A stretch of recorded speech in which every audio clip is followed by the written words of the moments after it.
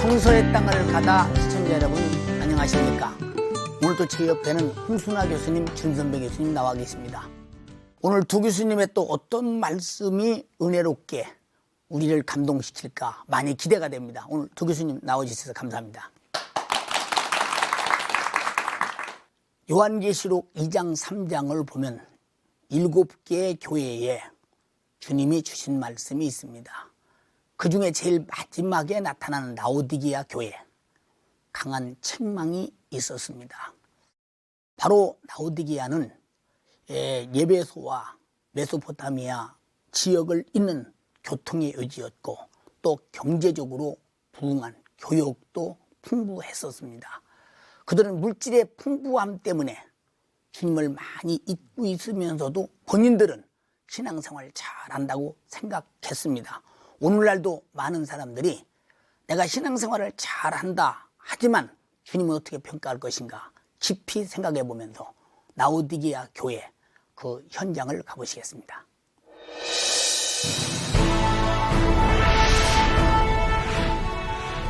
계시록엔 이렇게 기록되어 있다. 예수 그리스도의 계시라. 이는 하나님이 그에게 주사 반드시 일어날 일들을 그 종들에게 보이시려고 천사를 그 종 요한에게 보내셨다. 반모섬의 사도 요한은 주님의 천사가 발끝에 끌리는 옷을 입고 오는 것을 보았다. 주의 천사가 돌아서니 강렬한 햇빛이 비추는 것 같고 그 앞에 요한은 엎드러지고 만다. 그리고 나팔소리 같은 큰 음성으로 그분은 말씀하셨다. 두려워 말라. 나는 처음이요 마지막이니 내가 전에 죽었었지만 이제부터는 영원히 살아있어 사망과 음부의 열쇠를 가졌노라. 이제 너는 내가 본 것과 지금 있는 일과 장차 있을 일을 기록하라. 내가 보는 것을 두루마리에 써서 에베소, 서머나, 버가모, 두아디라, 사대, 빌라델비아, 라오디게아 등 아시아 7교회에 보내라. 그분의 명령대로 사도 요한은 소아시아 7개 교회에게 편지를 썼다. 그 소아시아 7개 교회들 중 한 곳이었던 리커스 계곡의 라오디게아로 향했다. 현재 이곳은 지진으로 폐허가 된 곳에 라오디게아의 옛 도시를 그대로 복원하는 공사가 한창 진행 중이다. 주전 3세기에 셀류커스 왕조가 세운 이 도시는 군사 경제의 요지였고 당대 최고의 의료 도시며 흑양모의 최고 수출지였다. 로마의 속주였던 이 도시는 풍부한 재물로 신전을 지어 제우스와 아스클레피우스를 섬겼다. 이 속에서 라오디게아 또한 부유함의 진정한 근원을 망각한 채 세속화되어 갔는데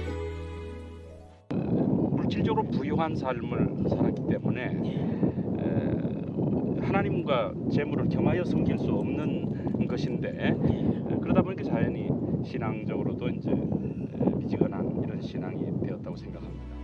이러한 영적 절름발이 상태에서 회복시키고자 주님께선 라오디게아 교회에 회개를 명하셨던 것이다. 얼마 전만 해도 라오디게아 교회의 그 현장의 터전을 가보면서 그냥 돌무더기 하나를 보고 오기도 했습니다. 지금은 많이 발굴이 되어서 라오디게아의 경제의 풍부함, 그때 문명을 볼 수 있기도 합니다. 오늘 화면을 통해서 여러분들은 다소 보았으리라고 생각됩니다. 홍 교수님, 라오디게아 교회의 그 지리적 특징이 있다면 어느 부분인지 말씀해 주시겠어요?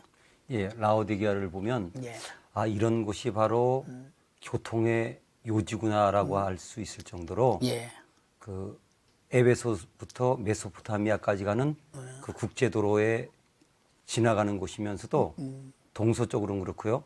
남북을 이어지는 교차로에 있습니다.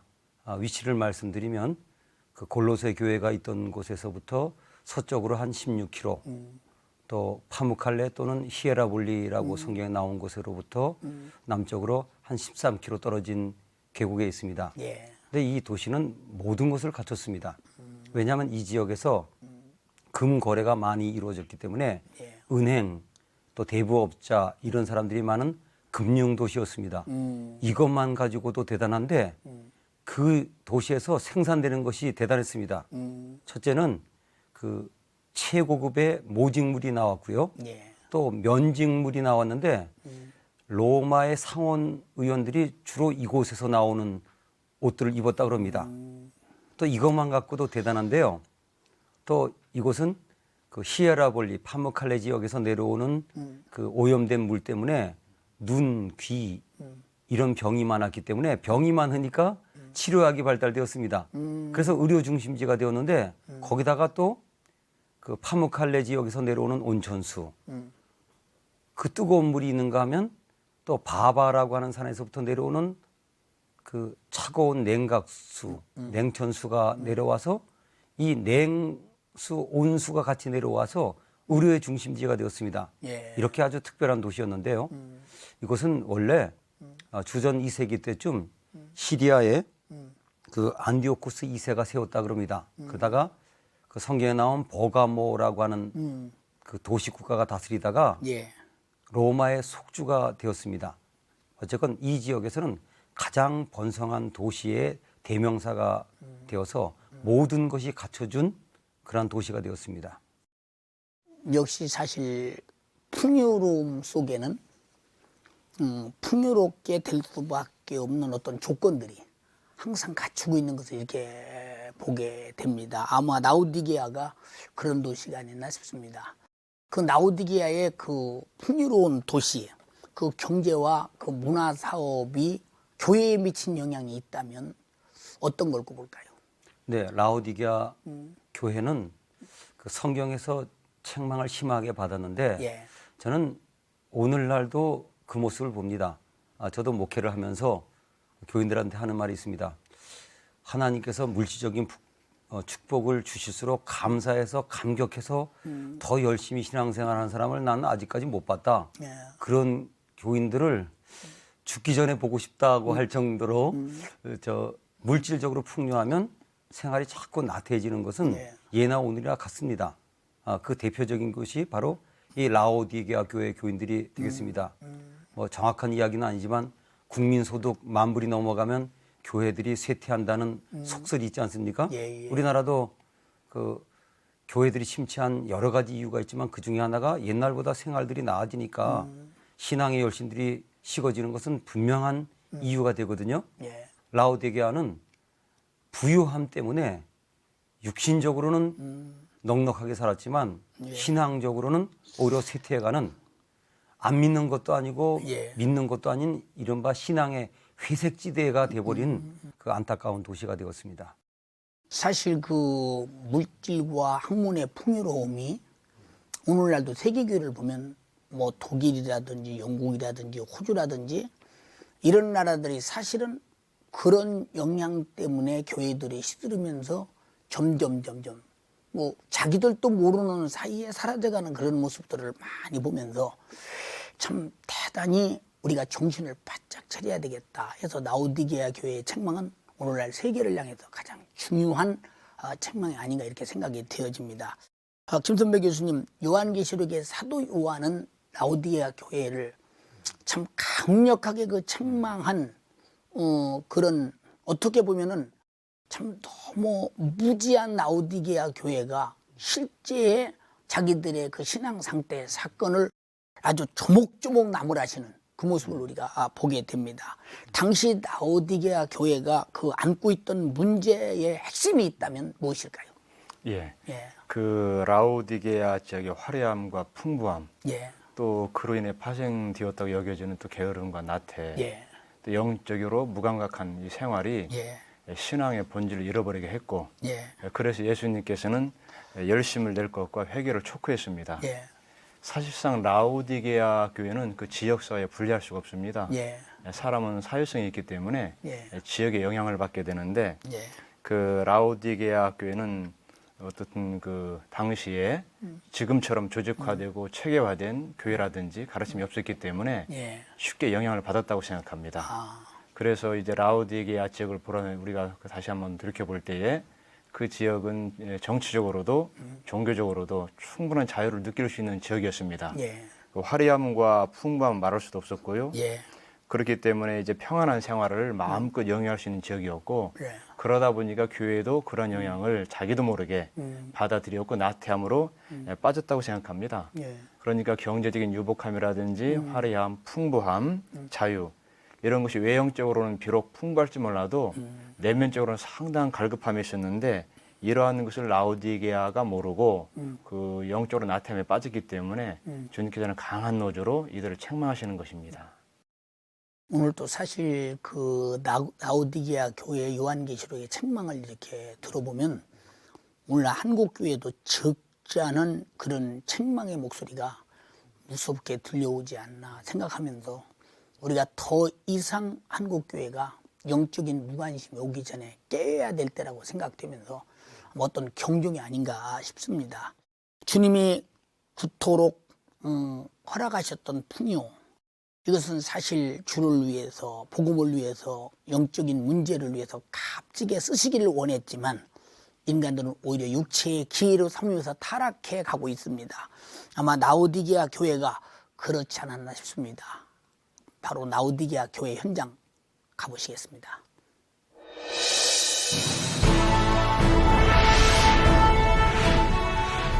라오디게아 유적지의 이 거대한 기둥은 이 도시의 당대 화려함을 짐작케 한다. 현재도 십자가가 새겨진 주후 5세기 이전의 돌들의 발견은 이곳에 여러 개의 교회들이 있었다고 추측해야 한다. 그러나 로마와 비잔틴 시대 이후 이곳은 이슬람 땅이 되면서 사람들의 기억 속에서 사라졌다. 사도 요한 당시 로마 속주의 라오디게아 교회는 물질의 풍요함 속에서 신앙을 거부하지 않았지만 신앙에 대한 박해를 감내하지도 못했다. 이 폐허의 땅처럼 그들은 영적으로 피폐한 상태에 빠졌던 것이다. 외양의 찬란함이나 외양의 안일무사함이 축복이 아니고 가난해도 어려워도 또 정말로 어려운 상황이 닥쳐와도 예수님을 모시고 예수님과 함께 살아간다면 외양으로는 아주 비참한 상태처럼 보일지 말자면 사실은 영적으로는 큰 축복 가운데 있는 그런 영적 진리를 그 영적 축복을 주고자 하나님은 그들의 닫힌 마음의 문을 두드리셨다. 그러나 이미 돌처럼 굳어버린 영적 나태함에 묶여 라오디게아 교회는 주님께 책망만 들은 유일한 교회로 성경 속에 남겨졌다. 지금 여러분은 라오디게아 교회를 보셨습니다. 그 발굴된 모습을 이렇게 바라보면서 여러분은 대강 그 시대의 라오디게아 도시가 어떤 도시였는가 가히 짐작이 갔으리라고 생각이 되어집니다. 홍 교수님, 그 라오디게아 교회가 얼마 전만 해도 그냥 돌무더기 하나 정도 있지 않았습니까? 저는 몇 번 다니면서 이걸래 깜짝 놀란 것은 땅속에 그런 도시가 묻혀져 있다는 것을 생각지 못했거든요. 근데 어떻게 그 도시가 그 발굴이 되었는지, 그 누가 발굴하는지, 뭐 터키서 그 문제를 놓고 그렇게 뭐 발굴을 해가 생각지는 안 해지는데요. 그리고 발굴한 그 속에 어떤 유물들이 있었는지 좀 시원하게 말씀해 주시죠. 예, 목사님도 말씀하셨지만 예전에 갔을 때는 예. 정말 황당했습니다. 이게 뭐 돌무더기 몇 개 놓고 이게 교회다 저기 교회다 찍어 오는 사람마다 다 달라가지고 문제가 많았는데 지금 발굴이 제법 됐습니다. 그런데 다시 기억하셔야 될 것은 이 라오디게아 교회가 그 터키 아닙니까? 터키 그러면 지진이 많은 나라 아닙니까? 그래서 우리가 그 터키에 보훈하는 의미로 지진 구호품을 보내가지고 양국 관계가 좋게 되기도 했는데 역시 이 지역도 그 원래는 계속해서 사람이 살아야 됩니다. 이 유적지를 가보면 두 곳이 있거든요. 어느 지역은 유적지 위나 그 부근에 사람이 사는 곳이 있고요. 예. 어떤 곳은 그 지역이 완전히 폐허가 된 곳이 있는데 폐허가 된 대표적인 곳이 바로 이 라오디게아 아니겠습니까? 예, 예. 빌라델피아 같은 경우는 그 지역에 사람들이 살고 있거든요. 네. 그럼 왜 이렇게 됐냐 알아봤더니요. 주후 13세기 때 대규모 지진이 일어나가지고 예. 파괴되어서 사람들이 지진이 좀 덜 나는 지역 데니질리라고 하는 그 도시로 이사를 했습니다. 그런데 그 요즘 많은 사람들이 이 라오디게아를 그 데니질리로 잘못 알고 있는데 그 데니질리에서 떨어져 있지요. 그러나 제일 가까운 마을이 데니질리로 알아야 될 것 같습니다. 그래서 이 지역의 발굴을 이제 그 나라에서 이제 관광 자원이 되니까 집중적으로 발굴을 하는 것으로 알고 있습니다. 그랬더니 그 옛날 묻혀졌던 고대 도시들이 발굴되기 시작했는데 특별히 눈길을 끄는 것이 스타디움입니다. 이 스타디움이 길이가 한 350m 되니까 지금으로 봐도 큰 도시거든요. 그러네요. 그래서 보통 도시의 2배가 되는 그러한 유적이 나왔습니다. 물론 어디나 있는 뭐 음악당, 뭐 수로 이런 것들은 당연히 있고요. 그래서 특별히 스타디움이 굉장히 커서 많은 분들이 좀 놀랄 정도로 규모였다고 합니다. 사실 구약 시대나 신약 시대에 보면 각자 그 사람들이 원하는 복이 있습니다. 구약 시대는 보통 복의 기준을 이 땅에서 잘 되고 자기도 잘 되고 후손이 잘 되는 그런 복의 기준 중에서도 찾아보면 하나님이 쓰신 사람들이 어떤 복을 받았나 그런 복의 개념이 있습니다. 그런데 사람들은 하나님께서 주시고자 하는 복과 사람이 받고자 하는 복, 이것이 언밸런스가 나서 내가 받고자 하는 복을 하나님이 주시려고 하는 복이다 이렇게 오해하고 또 때로는 자기 의미대로 정의하면서 복을 구합니다. 이렇게 해서 사실 나타나는 현상은 대단히 참 언밸런스가 나지 않습니까? 바로 라오디게아 교회가 아마 이런 언밸런스가 나지 않나 싶어서 그렇게 그런 현상이 일어나는 까닭이 무엇인지 김 교수님께서 좀 말씀해 주시겠어요? 예. 동서고금을 막론하고 예. 복은 대단히 중요합니다. 예. 물론 지금 우리에게도 중요하죠. 예. 그런데 조금 전 우리 목사님께서 지적하신 바와 같이 예. 이 라오디게아 교회에 주시는 교훈에는 그 두 가지 복이 예. 적절하게 비교되고 있습니다. 예. 그리고 물론 세상에 주는 부유와 하나님 주는 복은 다르지요. 예. 그런데 그 당시 라오디게아 교회는 이 둘을 구별하지 못한 것 같습니다. 그래서 주님께서는 금과 옷과 안약을 통해서 그 복이 무엇인지 우리에게 좀 교훈하고 있습니다. 예. 그 당시 라오디게아 교회는 우리가 기복신학이라는 관점에서 볼 때는 뭐 정당하다 할 수 있습니다. 예. 그건 외부적인 면에서만 그렇다는 것이지요. 예. 또 그들은 외부의 도움 없이도 자신들의 경제력을 지탱할 정도로 예. 풍부함을 자랑했습니다. 예. 예. 요한계시록이 기록되기 전에 2번 정도의 지진이 있었는데 예. 그럼에도 불구하고 그들은 로마의 도움 없이 그 도시를 재건할 수 있었습니다. 예. 그러니 그들의 자만은 이루 말할 수 없었겠지요. 예. 그런 상황 속에서 그 풍족함, 영적인 축복을 회복하는 데 큰 장애가 되었습니다.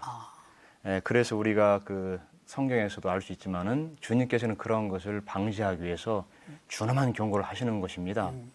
그래서 내가 구해서 얻은 것이 아니라 주님께서 주시는 것을 얻는 것, 즉 주님이 원하시는 것을 얻는 것이 진정한 복이다라는 것을 라오디게아 교회가 자신들의 힘을 통해서 얻은 복과 비교해서 경고하시는 것입니다. 그래서 이 땅에서 통용되시는 금 대신에 영원히 타지 않는 금, 그리고 윤리적으로도 영적으로도 순결하도록 흰 옷을 사서 입어야 되고 세상의 부유함을 뚫고 주님을 바라보도록 안약을 사서 발라라 이렇게 말씀하십니다. 예. 그런데 이러한 복을 얻기 위해서는 노력이 필요합니다. 예. 성경은 계속해서 살아 이 말씀 반복하시는데 예. 주님으로부터 살아는 것이지요. 예. 즉 열심과 회개를 통해서 이러한 복을 얻을 수 있다라고 라오디게아 교회를 통해서 우리가 교훈을 얻을 수 있습니다. 예. 사실 그 라오디게아 교회를 보면 너희 풍요로운 물질을 버려라 하진 않았거든요. 이게 우리 기독교인들이 풍요롭게 살고 영향력 있게 살고 이건 뭐 그렇게 해야 된다고 봅니다. 그러나 거기에 빠져서 주님과의 관계가 잘못되고 자기 영적 상태가 잘못돼서 망해서는 결코 안 된다. 그렇기 때문에 그것도 있지만 더 중요한 것은 그 모든 것들과 더불어 신앙생활은 더 잘해야 된다. 주님이 주신 것이면 타락해서는 안 되고 그것 때문에 주님과 더 가까워지고 그런 걸 통해서 주님의 사역을 더 공고히 크게 해서 하나님의 섭리를 이루어야 된다. 일어나면 어떤 큰 교훈이 되지 않나 싶습니다. 교수님, 마지막으로 지금 라오디게아 교회가 현대에게 주는 교훈을 좀 정리해 주신다면. 예.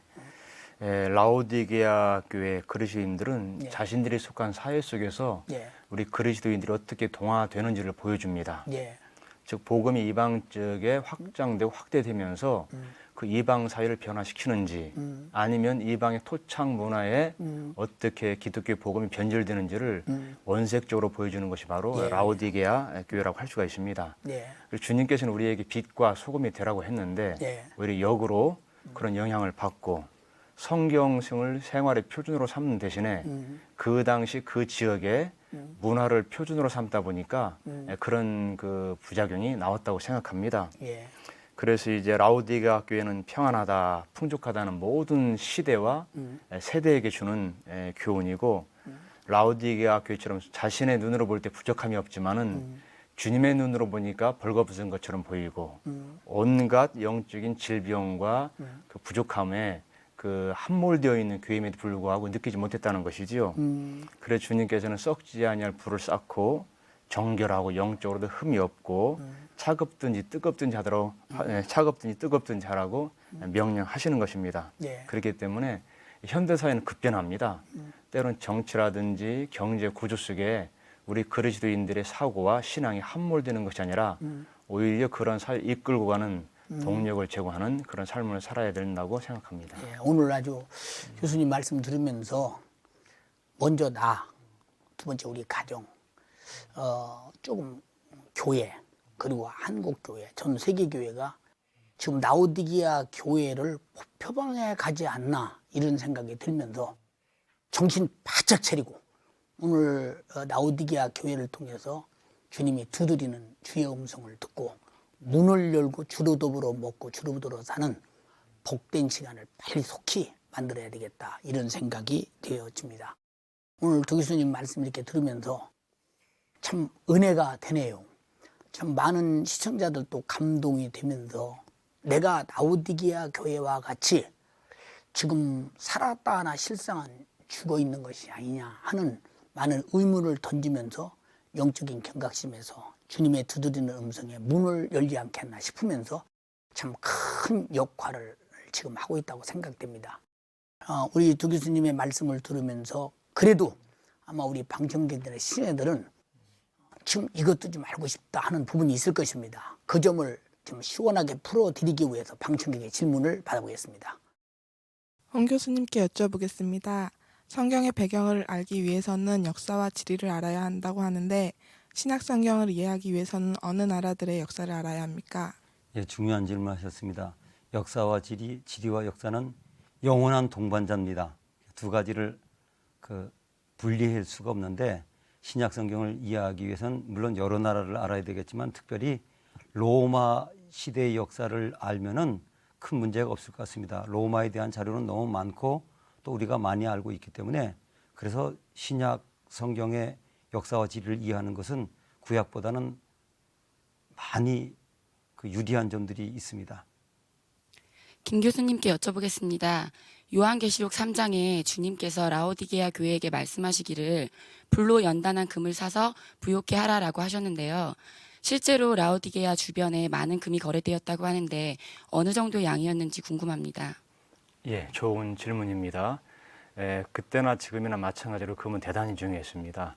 특별히 라오디게아 지역은 경제적으로 풍요한 그런 상황이었기 때문에 금이 일상생활에서 통용되던 즉 상거래에 사용되던 그런 재화의 수단이었습니다. 그렇기 때문에 누구나 알 수 있는 그런 비유를 통해서 불로 연단한 금이다라는 교훈을 우리에게 주시는 것입니다. 오늘 두 교수님 나와주셔서 라오디게아 교회를 이게 설명하실 때 저도 이 진행자로서 내가 혹시 라오디게아 교회 같이 내가 이끌어가는 우리 교회가 라오디게아 교회와 같이 그런 현상은 있지 않은가 한번 두드리고 문을 여는 그런 축복된 시간이 되었습니다. 아마 많은 시청자들이 아마 그런 시간이 되었으리라고 생각이 되면서 아마 영적 생활의 의미가 깊어지리라고 믿어집니다. 두 교수님 오늘 좋은 말씀 감사합니다.